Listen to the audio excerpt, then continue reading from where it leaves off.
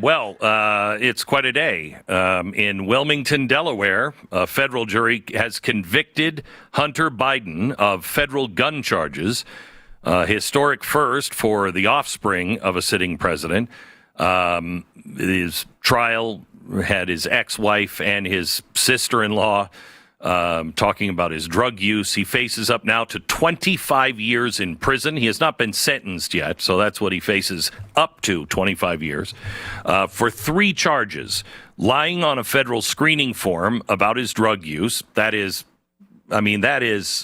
it even says on the form, it's a federal crime of like 25 years in prison. You don't lie when you're buying a gun. Don't do it. Then lying to a gun dealer and possessing the gun, although first-time nonviolent offenders typically get shorter sentences. That's an interesting. They're going to give him his sentence here soon. Yeah, about 3 weeks. They expect this to be 3 to 4 weeks. And now that sentence is, one of those situations that, depends on how long it is. You're right, first-time nonviolent offenders, usually the term isn't too long. If it's anything longer than, let's say, 5 or 6 months, you would assume, despite his denials, that Joe Biden will pardon him the second the election's over. Oh, of course he will. Is that your expectation? Yes, of course he will. Yeah, I can't imagine he wouldn't.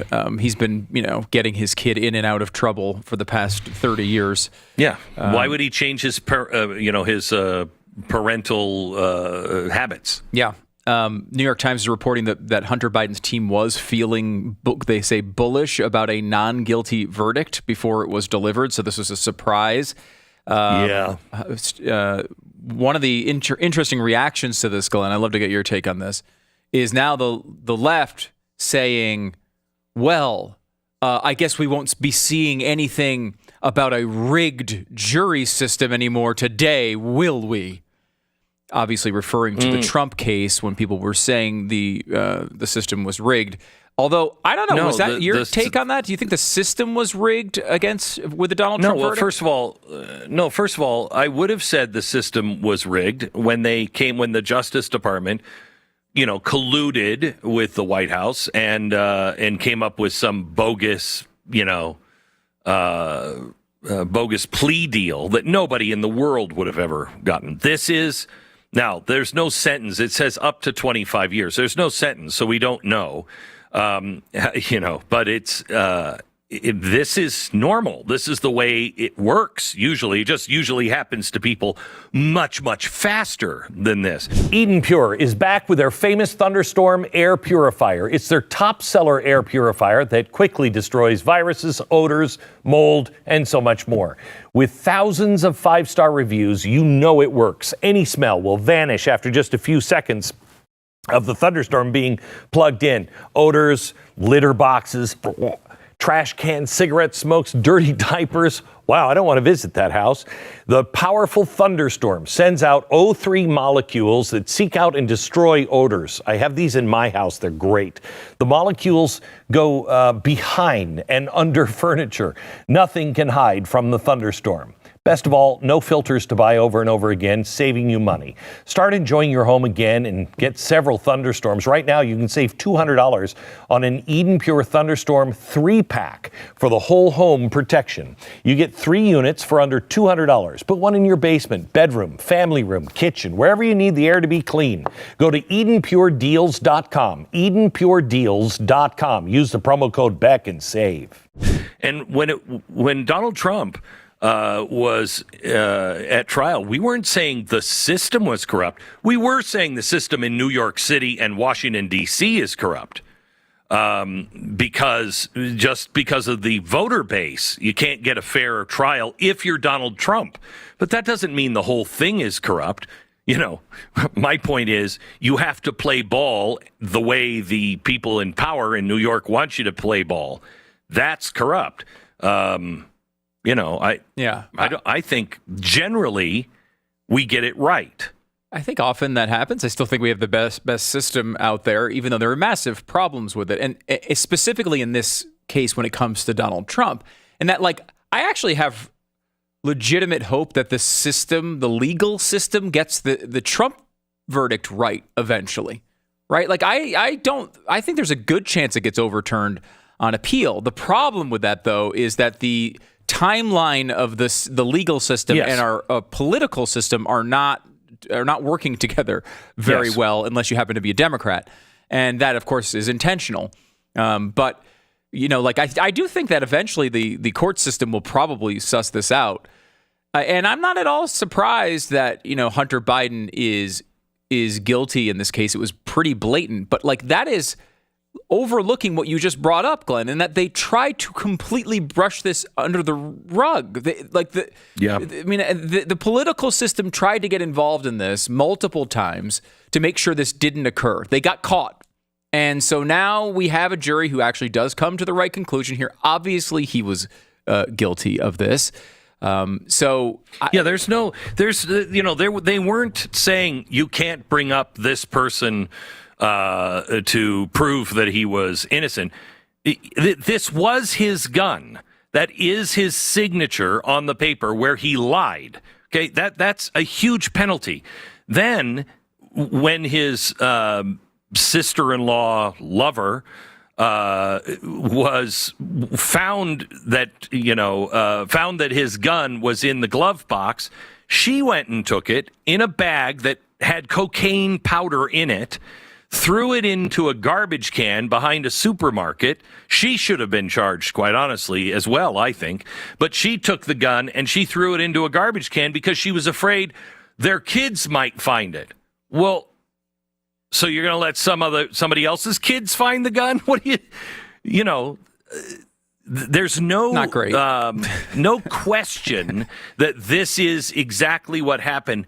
And you didn't have to make up laws to say or skirt around whole sections of the law to get this. You're just enforcing the law. What's ironic about this is Dad's such the big anti-gun, throw the book at him forever if they've ever had a cap gun in their life. And he's going to end up, I truly believe he's going to end up pardoning him.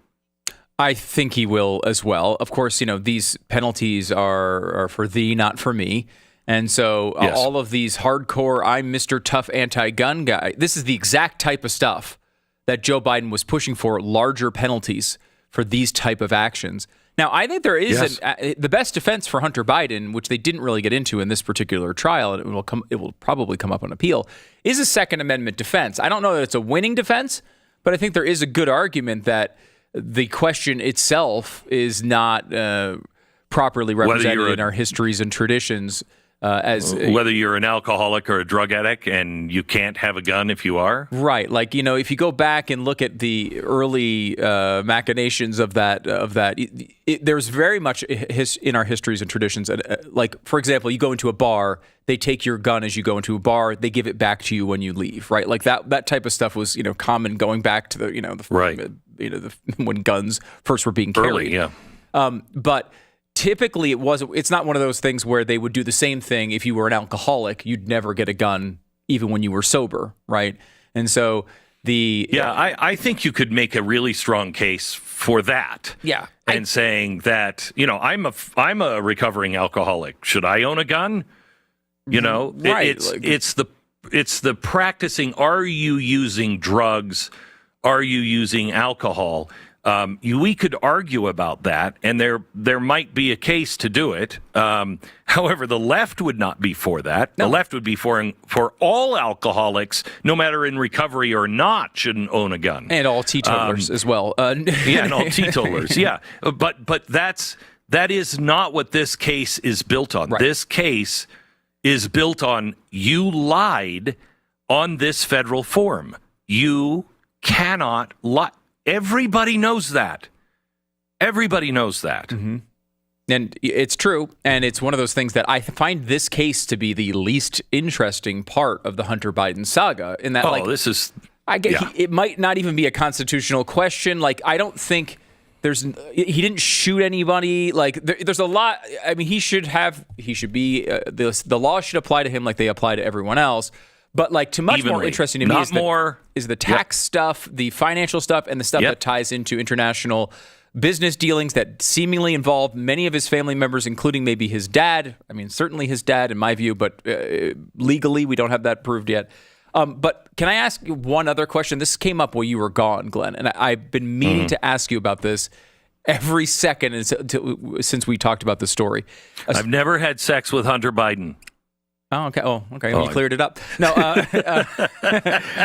this is a story that came out, and Pat and I talked about it last week, and we both said on the air, the only person that we know that can possibly answer this question is Glenn Beck.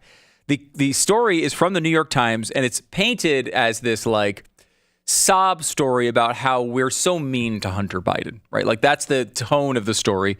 The headline is Hunter Biden's paintings, not quite the refuge he sought. The president's son started selling his artwork years ago, drawing potential ethics concerns that were discussed in congressional testimony this year. And it goes through a very long, feature about his incredible painting, but it gets into details on the finances that I have never seen before. And if you remember, they were talking about these paintings going for $500,000 a pop. Correct. In testimony that came out, they found that actually the most money he made was $85,000 for any of these paintings. Okay, which they hilariously say is not common for a novice painter. Really, it's not common for a novice painter to make $500,000 or $85,000 for a painting. Right. But they go through the details here, right? All right. And they say, all in all, the gallery sold about $1.5 million worth of his art. Okay. Just thrown in there with no crinkled eyebrows at all from the New York Times is Mr. Biden's earnings proved more modest than the early hype had suggested. He reported $130,984 in gross income from art sales during the first 2 tax years that he was represented by the gallery. And they just go on as if that's nothing. But is this the normal arrangement? $1.5 million in art sales only nets $130,000 to the artist? He's getting 8% of the sales? No. Is that even possible? No. If you are bringing something to the table, which he's bringing fame. He's bringing people will come to the art show just to see him. You can negotiate for a better rate. Because I was a new artist, I negotiated with my gallery 50%. They take 50, I take 50 because they're doing work, I'm doing work, whatever. And if you're a new artist, you would do that. He's a new artist, and this guy is bringing a lot to the table. Hunter is. He's bringing not only the art, but he's bringing, I'm the president's son, and I'm in the newspaper all the time. Mm-hmm. So people are coming into this guy's gallery. However, it might be shady. I don't know. If this was somebody who knew Hunter Biden, who he did, and knew that he was on the up and up and everything else, he should not get 8%. It would be more likely that he would get 45, 55%. Yeah, like I could somewhere see in that area. You getting a really good deal with a gallery because you also are bringing some level of notoriety, right? And you're not just like some, right. But like, and he would have a similar deal. I didn't want to. Even if he got half of what you got, it would be much, much more than what's reported here in the 8%. New York Times. No, that's ridiculous. That's ridiculous. 8% is ridiculous. He obviously, if that's the real deal, he obviously made it while smoking crack. Honestly, that's ridiculous.